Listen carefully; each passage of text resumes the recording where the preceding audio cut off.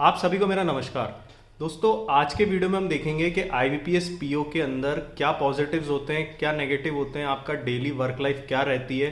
क्योंकि मेरे कुछ एक वीडियो ऐसे थे, उसके बाद से काफ़ी सारे बच्चों के जब आईबीपीएस पीओ का रिजल्ट आया, क्योंकि एक वीडियो मैंने बनाया था एसबीआई पीओ को लेके, उसके अंदर मैंने एसबीआई पीओ की पूरी रियलिटी बता दी थी कि किस तरीके का वर्क प्रेशर रहता है, क्या उसके अंदर किस तरीके से लोग जॉब लीव करते हैं। तो उसके बाद काफ़ी सारे बच्चों के मेरे पास टेलीग्राम पे भी कमेंट आए कि सर आईबीपीएस पीओ के अंदर भी ऐसा ही रहता है या नहीं रहता है। तो ये वीडियो मैं कोई डराने के पर्सपेक्टिव से नहीं बता रहा हूँ, मैं इसके अंदर आपको दोनों चीज़ें समझाऊंगा कि आईबीपीएस पीओ के पॉजिटिव्स क्या रहते हैं और नेगेटिव्स क्या रहते हैं। जो मैं नेगेटिव्स आपको बताऊंगा और जो पॉजिटिव बताऊंगा वो दोनों एक ही पॉइंट के दो पहलू बताऊंगा आपको। पहले हम पॉजिटिव्स देखेंगे। देखो, सबसे बड़ा पॉजिटिव एक बैंक पीओ का क्या होता है जब आपकी जॉब लगती है। क्योंकि अगर आप प्राइवेट सेक्टर के अंदर, अगर आप स्टार्टिंग में किसी भी फील्ड के अंदर जाएंगे, अनलेस अगर आप कोई आईआईटीएन या कोई बहुत बड़े क्वालिफाइड इंस्टीट्यूट से अगर आपने क्वालिफिकेशन, आपने ग्रेजुएशन नहीं किया है, अगर आप एक नॉर्मल ग्रेजुएट हैं, तो आपकी सैलरी इतनी ज़्यादा नहीं लगती इनिशियल लेवल पे। आईबीपीएस पीओ के अंदर जो बैंक पीओ बनते हैं बच्चे, उनकी इनिशियल लेवल पे, और जब से सेटलमेंट हुआ है तब से सैलरी बढ़ भी गई है। तो इनिशियल लेवल पे जो आपको स्टार्टिंग सैलरी जो पहले मंथ से आना चालू होती है, और साथ में आपको जो अलाउंसेस मिलते हैं, जो फैसिलिटीज़ मिलती है, जो लीज अकोमोडेशन वगैरह की।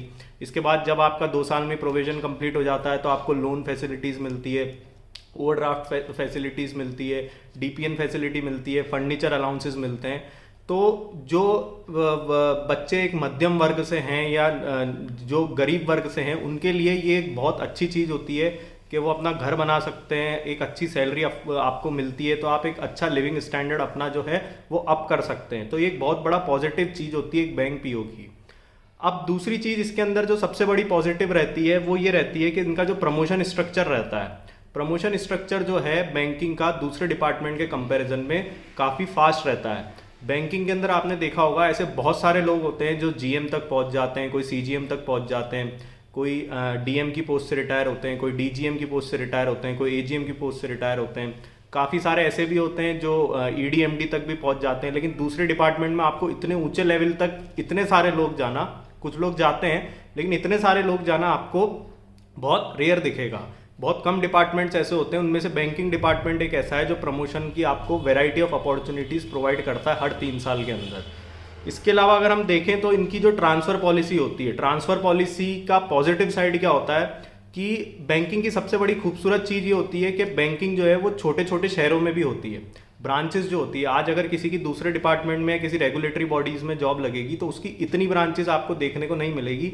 मैक्सिमम टायर 2 सिटीज़ तक उनकी ब्रांचेस रहती है, मेट्रो सिटीज़ तक रहती है। लेकिन बैंकिंग एक इतना शानदार सेक्टर है कि मान लो अगर कोई राजस्थान से है या उत्तर प्रदेश से है और वो किसी गाँव से बिलोंग करता है, तो भले ही उसको गांव में पोस्टिंग नहीं मिलेगी, लेकिन उसको गांव के आसपास 60 किलोमीटर के एरिया में कहीं ना कहीं जिस बैंक में उसकी जॉब लगी है उसकी ब्रांचेस होगी, और लाइफ में वो अपना काफ़ी हद तक एक लंबा टाइम उसी स्टेट के अंदर गुजार सकता है। ये काफ़ी अच्छी चीज़ होती है। इवन जो नॉर्थ के बैंक्स होते हैं, अगर आप नॉर्थ से बिलोंग करते हो, जैसे पीएनबी हो गया, अगर आप पंजाब से बिलोंग करते हो, राजस्थान से बिलोंग करते हो, अगर आपकी बैंक ऑफ बड़ौदा में जॉब लगी है, तो आप अगर गुजरात से बिलोंग करते हो, तो आप अपना काफ़ी लंबा टेन्योर प्रमोशन लेते हुए भी एक ही स्टेट के अंदर गुजार सकते हैं, अपनी होम स्टेट के अंदर गुजार सकते हैं। ऐसा दूसरे डिपार्टमेंट की जब सेंट्रल गवर्नमेंट की जॉब लगती है तो ऐसा देखने में नहीं आता है। ऑफिसर्स की जॉब में, यहाँ पे मैं असिस्टेंट की बात नहीं कर रहा हूँ, ऑफिसर्स की बात कर रहा हूँ। असिस्टेंट की तो वो स्टेट वाइज वैकेंसी निकलती है और वहीं से उनका जो है सिलेक्शन रहता है और आपकी उसी स्टेट में जॉब लगती है जिससे आप अप्लाई करते हो। लेकिन बैंकिंग में आप प्रमोशन लेने के बाद भी सेम स्टेट के अंदर आपके रहने के चांसेस ज़्यादा रहते हैं, क्योंकि आपको वहाँ पे ब्रांचेस, वहाँ के रीजनल ऑफिसेज, एक जैसे बैंक ऑफ बड़ौदा है उसका गुजरात के अंदर इतने सारे रीजनल ऑफिसेज हैं, तो अगर आप डीएम की पोस्ट तक भी पहुंच जाते हो, एजीएम की पोस्ट तक भी पहुंच जाते हो, तो आप उसी स्टेट के अंदर जो है वो रह सकते हो। इसके अलावा अगर हम बात करें कि वैरायटी ऑफ वर्क आपको देखने को मिलता है। अगर काफ़ी सारे बच्चे बोलते हैं कि गवर्नमेंट जॉब जो होती है वो थोड़ी मोनोटोनस होती है, आपको एक ही तरीके का काम रोज रोज करना है, लेकिन बैंकिंग ऐसा नहीं है। बैंकिंग के आपको वैरायटी ऑफ वर्क मिलेगा। कभी आपको डिपॉजिट में काम करना है, कभी आपको एडवांसेस में काम करना है, फिर एडवांसेस में भी अलग अलग डिपार्टमेंट होते हैं। कॉर्पोरेट एडवांस अलग होता है, कॉर्पोरेट के अंदर भी लार्ज कॉर्पोरेट अलग होता है, मिड कॉर्पोरेट अलग होता है, फिर एमएसएमई डिपार्टमेंट होता है, फिर रिटेल असेट विंग होती है। तो ऐसे वैरायटी ऑफ वर्क आपको देखने को मिलेगा। रिकवरी एक पूरा अलग डिपार्टमेंट होता है, ह्यूमन रिसोर्स मैनेजमेंट एक पूरा अलग डिपार्टमेंट होता है, डिजिटल सर्विस का अलग डिपार्टमेंट होता है। तो ऐसे वैरायटी ऑफ वर्क आपको बैंकिंग में करने को मिलेगा। ऐसा नहीं है कि बैंकिंग में आपको जॉब मिली, आपको डिपॉजिट सेक्शन में पहले दिन बैठाया, जब तक आप 60 साल के नहीं हो जाते हो जब तक आपको उसी सेक्शन में बैठना है या उसी ब्रांच में बैठना है। आपके फ्रीक्वेंटली इसके अंदर ट्रांसफर होते हैं एक ब्रांच से दूसरी ब्रांच तक, नए नए लोगों से आपको मिलना होता है। तो जिनको ये सब चीज़ें करना पसंद है, घूमना पसंद है, लोगों से नए नए लोगों से मिलना पसंद है, और सबसे खास बात ये रहती है कि इसके अंदर पब्लिक डीलिंग रहती है, तो जिन लोगों को पब्लिक से मिलना, उनकी प्रॉब्लम सॉल्व करना में मज़ा आता है, तो उनके लिए ये बहुत बड़ी चीज़ होती है कि आप बोर नहीं होंगे। आपकी सुबह से शाम कब हो जाएगी बैंक में काम करते करते, चैलेंजिंग काम रहता है, तो ये आपको पता नहीं चलेगा। लेकिन दूसरे डिपार्टमेंट में अगर आप देखें तो इतना ज़्यादा उनके पास वैरायटी ऑफ वर्क नहीं रहता है, उनकी लाइफ जो है वो थोड़ी सी मोनोटोनस रहती है, उनको एक ही तरीके का काम जो है वो लाइफ टाइम करना पड़ता है। ये बैंकिंग की एक बहुत बड़ी चीज़ है जो मैंने आपको बताई है। इसके अलावा अगर हम देखें तो इसके अंदर जो नेगेटिव पॉइंट्स है, अब ये तो मैंने आपको पॉजिटिव बता दिया, अब यही जो पॉइंट्स मैंने आपको बताया उनका मैं नेगेटिव साइड भी आपको समझा देता हूँ कि क्या है। उसके बाद आप एंड में मैं आपको वीडियो को आपके ऊपर छोड़ दूंगा कि हमें बैंकिंग ज्वाइन करनी चाहिए या नहीं करनी चाहिए। अब जो नेगेटिव साइड है इसके, वो ये है कि मैंने आपको स्टार्टिंग में बताया कि जो सैलरी और अलाउंसेस होते हैं वो काफ़ी अच्छे होते हैं। अब यहाँ पे कई बच्चे ये आर्ग्यू कर सकते हैं, जो बैंकिंग वाले हैं वो भी आर्ग्यू करते हैं कि अगर हम सेम प्रोफाइल पे कंपेयर करें LIC AAO की जॉब से जो बैंक PO बनता है, या फिर अगर आप RBI वगैरह जो दूसरे रेगुलेटरी बॉडीज़ होती हैं उनसे कंपेयर करें, सेम जो ऑफिसर होते हैं वहाँ पे ग्रेड A वगैरह जो रहते हैं, या किसी दूसरे डिपार्टमेंट से भी जैसे UIC हो गया, NIACL AO हो गया, तो उनके मुकाबले में या उनके जो सेटलमेंट्स होते हैं उनके मुकाबले में एक बैंक PO की जॉब, मैं यहाँ पे SBI PO की बात नहीं कर रहा हूँ, IBPS PO की बात कर रहा हूँ, उनके मुकाबले में एक बैंक PO की सैलरी और अलाउंसेस जो है वो कम रहते हैं, उन लोगों के ज़्यादा रहते हैं। तो ये तो मैंने आपको नेगेटिव चीज़ बता दी कि अगर आप दूसरे डिपार्टमेंट से कंपेयर करेंगे सेंट्रल गवर्नमेंट के, तो आपको कम देखने को मिलेगी। लेकिन अगर आपको पॉजिटिवली इस चीज़ को सोचना है तो अगर आप प्राइवेट चीज़ से कंपेयर करेंगे या IT के अंदर आप स्टार्टिंग में जब कंपेयर करेंगे तो आपको इतनी सारी फैसिलिटीज़ वहाँ देखने को नहीं मिलेगी। लेकिन ये जाहिर सी बात है कि बच्चा प्राइवेट सेक्टर से कंपेयर क्यों करेगा, तो वो गवर्नमेंट सेक्टर से ही कंपेयर करेगा। तो गवर्नमेंट सेक्टर के अंदर आप UIC से कंपेयर करेंगे, LIC से कंपेयर करेंगे, क्योंकि बच्चे हमेशा यही बोलते हैं कि हमको वहाँ जाना ही नहीं था, इसीलिए हमने गवर्नमेंट जॉब जो है PSUs की फाइट करी है। तो वहाँ से अगर आप कंपेयर करेंगे तो ये बैंकिंग का ड्रॉबैक है, उन लोगों के सेटलमेंट्स जो हैं वो बहुत स्मूथली हो जाते हैं और यहाँ से अच्छे तरीके से होते हैं, और वहाँ पे फैसिलिटीज़ भी आपको ज़्यादा देखने को मिलती है।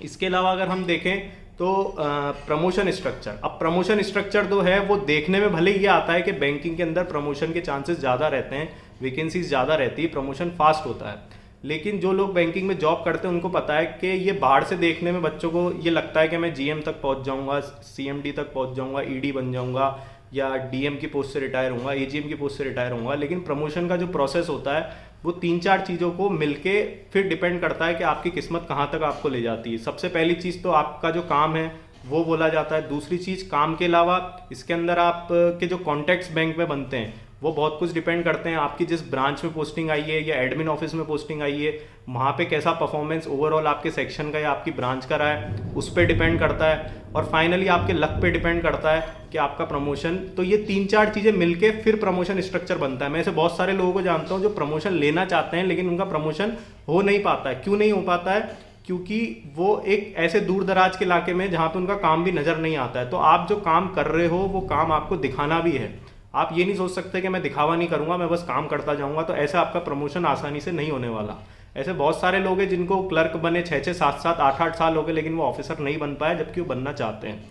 दूसरा प्रमोशन स्ट्रक्चर का एक नेगेटिव चीज़ जो ये है कि 70% जो पिछले 10 साल का अगर हम ट्रेंड देखें तो बहुत सारे एम्प्लॉयज़ ऐसे हैं जो स्केल 1 के बाद, एक क्लरिकल के बाद भी इवन प्रमोशन लेते ही नहीं है। क्यों? उसका कारण क्या है कि वहाँ का जो वर्क प्रेशर होता है, ये तो मैंने आपको बता दिया कि आपको वैरायटी ऑफ वर्क मिलेगा, लेकिन जब आप वर्क प्रेशर दूसरे डिपार्टमेंट से कंपेयर करेंगे तो आपको वर्क प्रेशर बैंकिंग में हमेशा ज़्यादा देखने को मिलेगा।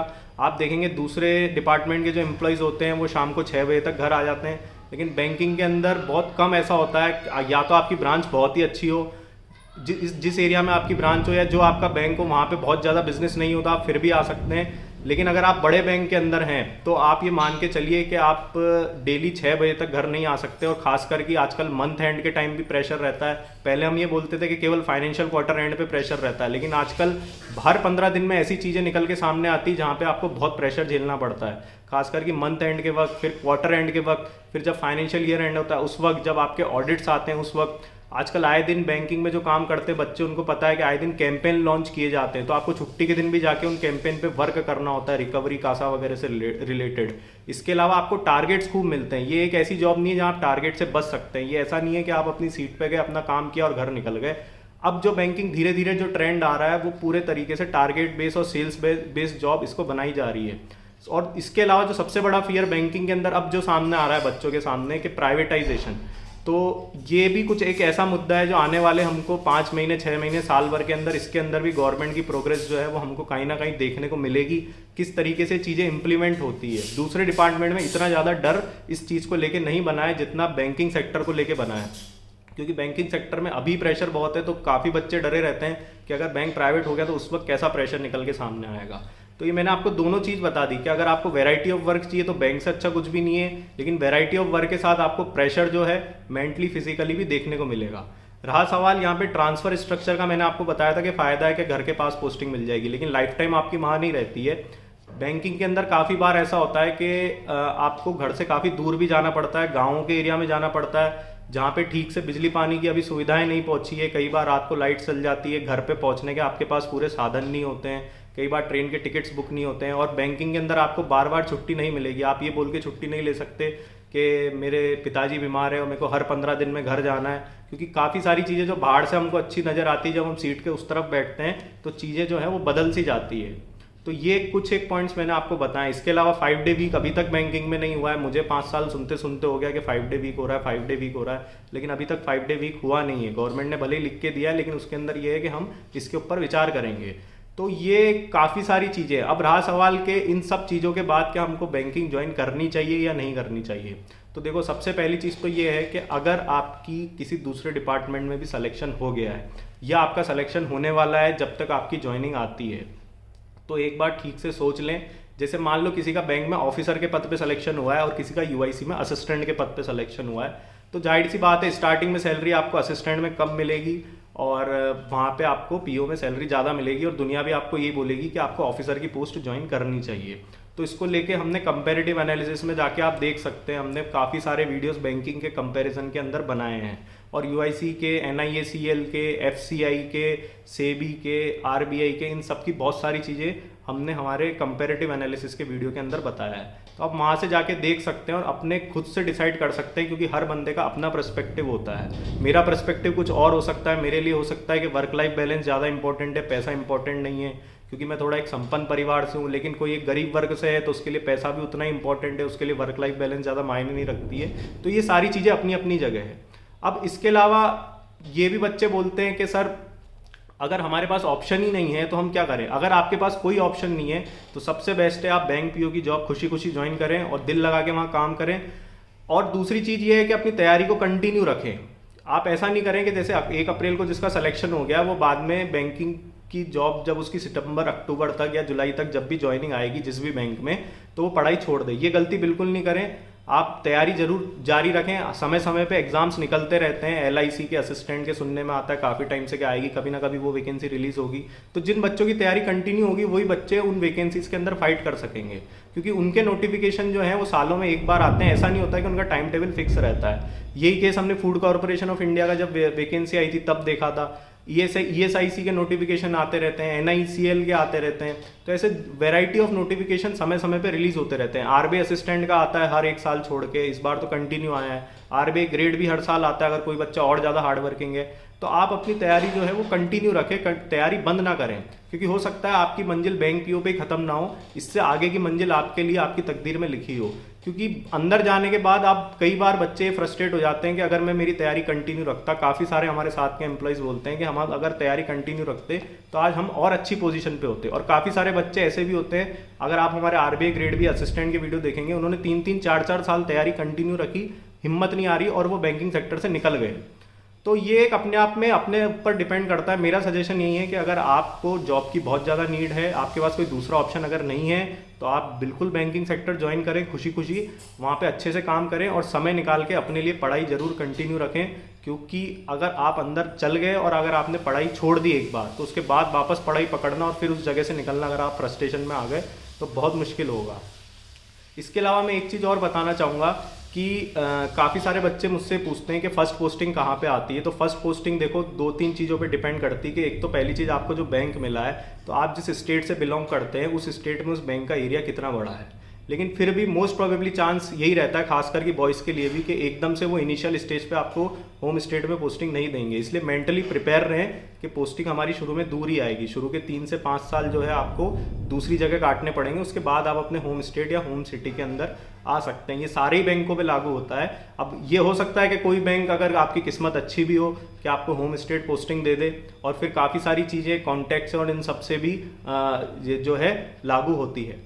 इसके अलावा अगर आपको और कोई डाउट है तो नीचे कमेंट बॉक्स में टाइप करें और हमारी चैनल को लाइक शेयर सब्सक्राइब करें। आप लोग का बहुत बहुत धन्यवाद।